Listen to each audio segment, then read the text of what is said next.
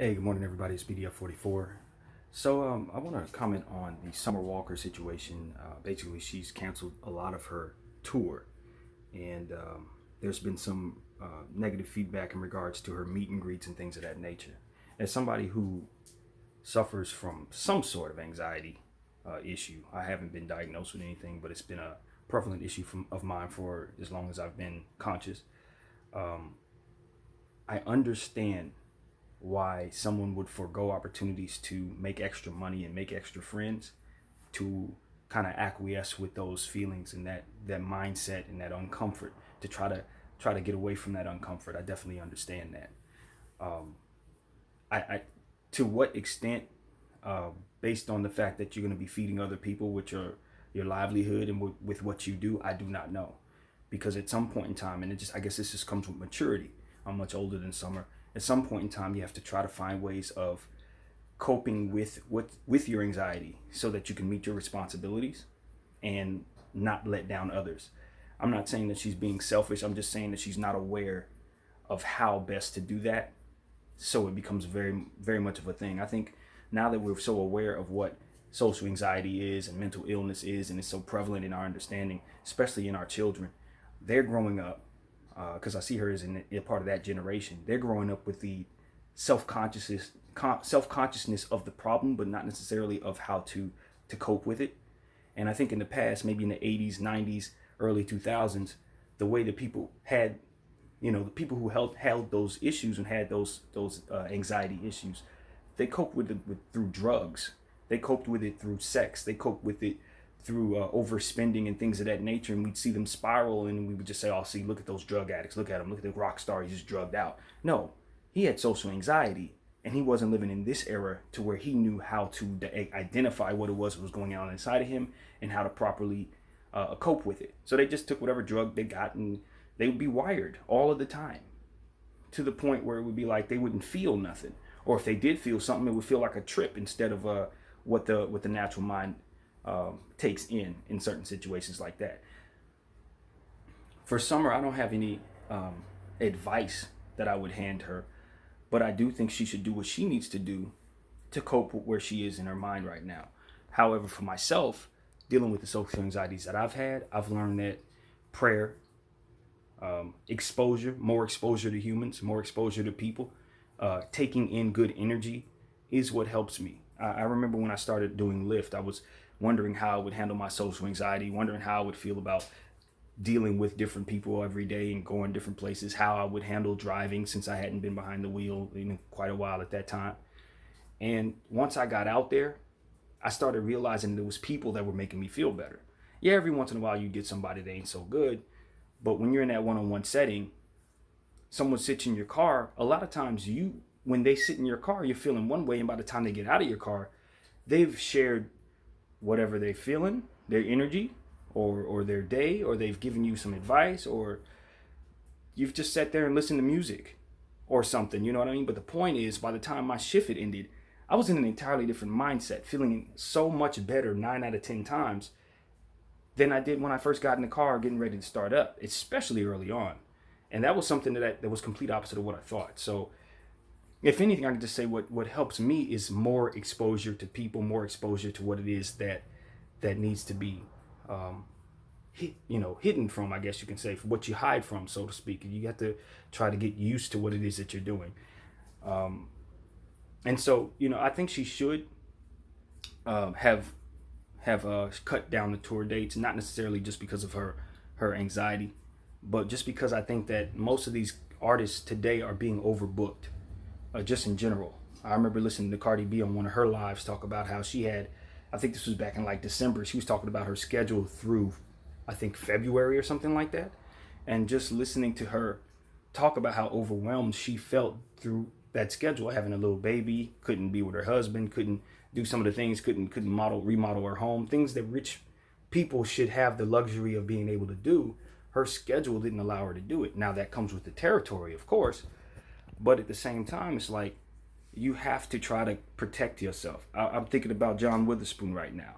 I saw something, his last interview, and he was talking about how overbooked he was. He spent over 300 days out of the year on the road.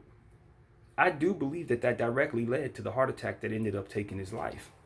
Because you can't eat well on the road, you're not sleeping properly on the road, and somebody of his age, if you're not taking care of your body in such a way, it will wear you down. It will wear you down. And it's just it's at this point, it's like we're trying to keep up with the popularity of social media. Everybody who is famous on social media wants to be able to reach everyone out there that loves them, and that's just not possible. It's not possible. You know what I mean? It's just not possible. So where I think this thing is going is we're going to see more and more of digital performances and things of that nature, holograms, stuff like that. I think that's going to be the future, more so than it is than we've seen in the past, because quite frankly, it's just impossible to reach everybody out there. This is how we reach the world. This is how we get to little nooks and crannies on the map, through the devices. If I try to take my physical body to every single place to reach every single person, doing multiple dates in each one of those places, the mind and the body is not built for that at all. It's not built for that. You'd have to go through a strenuous regimen of eating, working out, and rest in order to be able to just keep up with that and have the energy for it every day. And that's not even taking into account a person's mental space. So in my opinion, I don't blame Summer Walker for how she feels or what she's doing. I know she's a very young lady who's still trying to learn herself, still trying to figure out how to manage this overnight fame. And I would just ask all of her fans to be patient with that, because a lot of times fans only want what they want. They're going through what they're going through, and you're their outlet. You are where they go to get away from their anxieties, to find motivation, to find entertainment, to find some peace, and in some cases, particularly when it comes to going to concerts, to get away from the stuff that they don't want to be around, if for just a moment. So if you take that from them, and they have already paid their money, and they've already set up the plans or made made plans, basically bought plane tickets is what I'm trying to say, stuff like that. No, they're not going to be too patient with you when you say, well, I'm going through something right now mentally, so I'm just going to cut you off. No, I'm not physically sick. No, I'm not pregnant. No, I'm not going through bereavement. It's just too much for me. They ain't gonna want to hear that. And I've seen on some of her comments and on IG and stuff like that, people are telling her, F you. Why are you so weak? This and that. Not very fair, very selfish of them, very troll-minded of them. But at the end of the day, people are going to be human beings. And people need to understand it's that type of behavior that causes social anxiety in people. That's the kind of stuff that makes them want to stay away from you. So trolls are going to be trolls, but some of us can kind of change our way of doing things and kind of look at things a little differently when we comment on people's pages, when we express to them our frustration, and understand that it does have an impact. If you intend to hurt somebody's feelings, then you're going to do what you do. But if you don't intend to do that and you're just venting yourself, understand the energy that you're putting out. Understand that what that person has to take back. You might lead to some bad consequences for them depending on where their mindset is. You might lead to some hurt for them depending on what it is that they're willing to take seriously. So that's what I want to say. All in all, I hope for the best, pray for the best for Summer Walker and her family and everybody that she's providing for, that they're able to continue to have continued success while she continues to get well. And, hopefully she's addressing whatever she needs to address mentally so that she can, be more of a presence for the people that need her to be there in a way that not only makes her comfortable, but also allows them to be happy as well. When people go to meet and greets, they want to be there to see you. They want to give you good energy 9 out of 10 times. Like I said, some people are troll-minded. They don't really have much of a soul, so they're going to just try to antagonize for the sake of doing so they can get their kicks off of that. That's where we're at. Social media allows people to stay anonymously in the shadows and be evil.